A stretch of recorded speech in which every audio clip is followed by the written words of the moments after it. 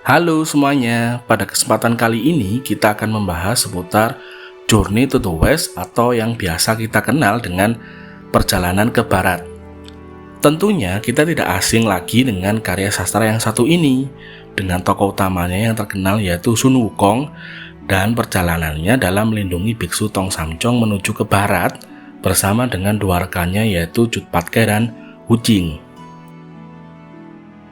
Pembahasan mengenai Journey to the West ini setidaknya akan kita bahas menjadi beberapa bagian, sehingga kita bisa membahasnya sedikit lebih dalam, karena banyak hal yang menarik dapat kita simak bersama-sama. Oke, sebelum kita mulai, jangan lupa like and subscribe online info ya.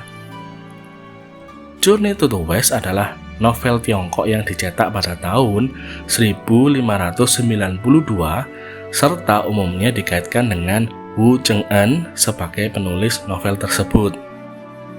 Nama asli novel ini di Tiongkok adalah Xi Yu Ji, dan novel Journey to the West merupakan salah satu dari 4 novel klasik besar kesusastraan Tiongkok, bersama dengan Romance of the Three Kingdoms, Water Margin, dan Dream of the Red Chamber.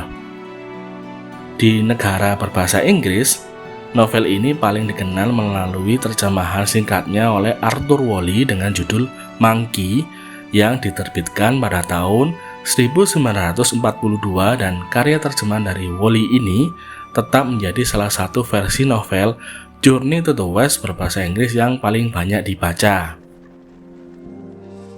Jadi, meskipun kisah Sun Wukong dengan perjalanannya bersama biksu Tong Samcong, Patkai, dan Wu Jing merupakan sebuah kisah novel yang diciptakan oleh Wu Cheng'en, pada dasarnya novel ini terinspirasi oleh perjalanan asli seorang biksu, yaitu biksu Xuanzang dari dinasti Tang pada abad ke-6 yang menuju India untuk mendapatkan kitab suci agama Buddha atau yang biasa disebut dengan sutra.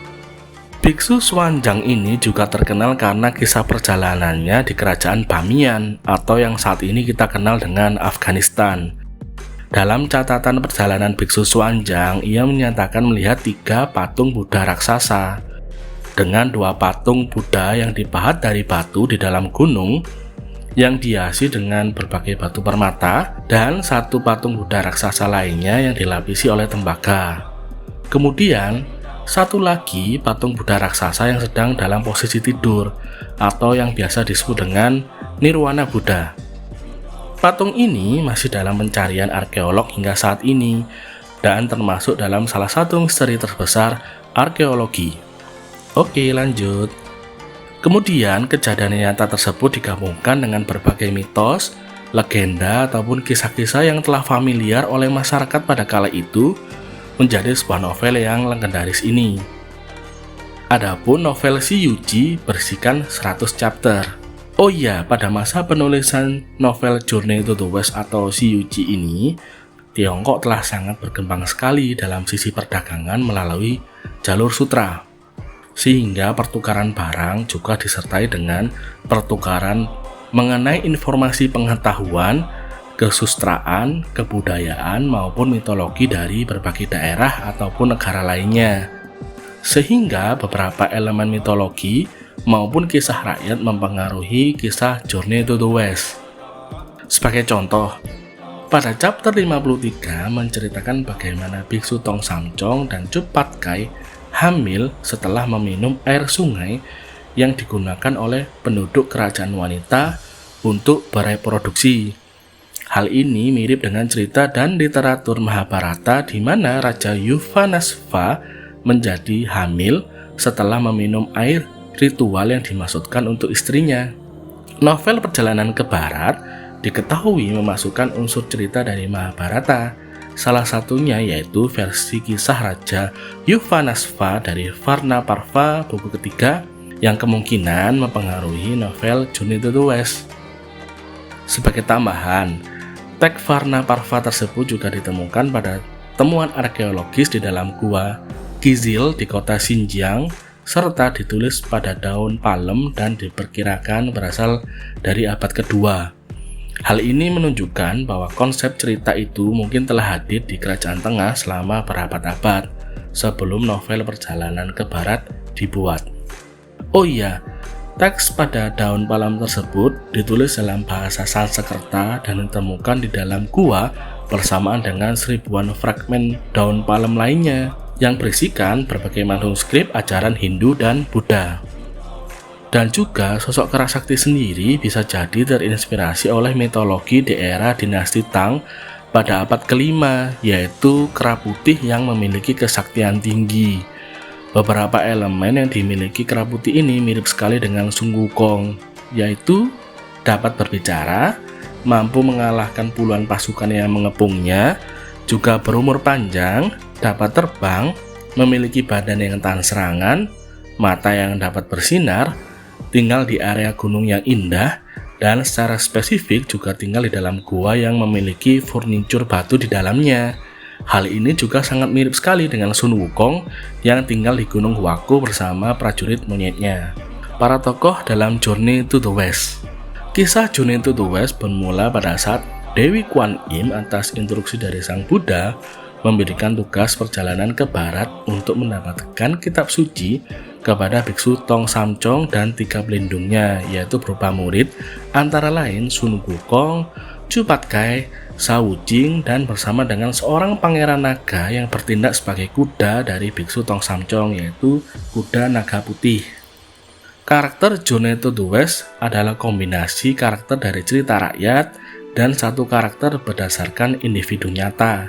Dalam edisi Tiongkoknya, Kera Sakti adalah tokoh utama di dalam novelnya, bukannya biksu Tong Samcong sendiri. Tong Samcong berdasarkan sosok biksu Xuanzang, yaitu seorang biksu sejati yang melakukan perjalanan ke India pada abad ke-6 pada era dinasti Tang. Biksu Tong Samcong digambarkan sebagai reinkarnasi dari jangkrik emas yang merupakan murid dari Sang Buddha. Tong Samcong adalah seorang biksu yang dipercaya oleh Raja Taizong untuk memimpin sekelompok peziarah dengan tujuan membawa kitab suci Buddha yang autentik kembali ke Tiongkok. Namun perjalanannya menuju India tidaklah mudah serta berbahaya, dan juga supaya seorang biksu tidak bisa melawan berbagai monster dan siluman yang mengejarnya. Sehingga Dewi Kuan Im memberikan arahan kepada biksu Tong Samcong untuk menemukan 3 makhluk dengan kekuatan supernatural untuk menemaninya dan menjadi murid dari biksu Tong Samcong. Sun Wukong. Sun Wukong juga dikenal sebagai Raja Kera atau Kera Sakti. Sun Wukong lahir dari telur batu dan terobsesi untuk mendapatkan keabadian. Setelah berbagai prestasi besar, ia diberi tanggung jawab untuk menjaga kuda di Istana Langit. Namun, trik dan kejenakaannya akhirnya malah membuatnya disegel di bawah gunung selama 500 tahun, sampai biksu Tong Samcong menemukannya. Raja Kera ini di dalam Journey to the West adalah salah satu karakter novel yang paling populer karena sisi humor dan kecakapannya dalam bertempur. Chu Patkai.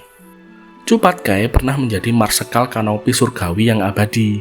Namun setelah mabuk dan mengganggu Dewi Bulan, dia dibuang untuk bereinkarnasi. Karena kesalahan dalam roda reinkarnasi, ia dilahirkan bukan dari manusia, melainkan dari babi, sehingga ia terakhir kembali sebagai setengah babi dan setengah manusia. Cut Patkai ditugaskan untuk mengikuti biksu Tong Samcong dalam perjalanan ke barat. Shao Wuqing. Shao Wuqing adalah seorang jenderal di surga, tetapi diasingkan setelah secara tidak sengaja menghancurkan piala kristal. Meskipun Wuqing memiliki penampilan yang mengerikan, karakternya digambarkan polos dan berhati tulus, walaupun kurang dalam hal intelijensi. Setelah pengasingan dirinya yang sekian lama, pada akhirnya Wuqing bergabung dengan perjalanan biksu Tong Samcong mencari kitab suci ke barat. Yulong atau Pai Long Ma. Yulong adalah seekor naga putih yang sejatinya adalah seorang pangeran naga laut yang dihukum karena menyebabkan kebakaran yang akhirnya menghancurkan mutiara yang merupakan hadiah untuk Kaisar Langit. Pai Long Ma secara teknis disebut sebagai kuda naga putih karena sebelumnya Yulong dalam bentuk naga air telah memakan kuda milik biksu Tong Samcong sekali lahap. Karena ia telah menunggu sekian lama dan tidak mengenali rombongan biksu Tong Samcong yang sedang melintas. Namun kemudian dia diminta untuk menjadi kuda untuk melayani biksu Tong Samcong mencari kitab suci sebagai penembusan dosa. Keempat karakter ini telah setuju untuk membantu biksu Tong Samcong sebagai penembusan dosa di masa lalu. Journey to the West memiliki latar belakang yang kuat dalam sisi agama dan mitologi rakyat Tiongkok, sistem nilai hingga jajaran Dewa Tao serta Bodhisattva Buddha, yang secara keseluruhan masih mencerminkan beberapa kepercayaan agama rakyat Tiongkok hingga saat ini. Bagian dari popularitas abadi novel ini berasal dari fakta bahwa novel Journey to the West menggambarkan berbagai tingkatan, yaitu Journey to the West merupakan kisah petualangan, penyalur wawasan spiritual, dan alegori yang diperluas di mana kelompok peziarah melakukan perjalanan menuju ke barat yang merupakan penggambaran perjalanan individu menuju pencerahan. Oke, demikianlah pembahasan awal kita mengenai Journey to the West. Masih awal ya guys. Pada video selanjutnya kita akan membahas sedikit dalam mengenai sosok Sun Wukong beserta kisahnya memperoleh kesaktian dan pertempuran dengan pasukan langit. Oke, see you next time. Jangan lupa like and subscribe Online Info ya.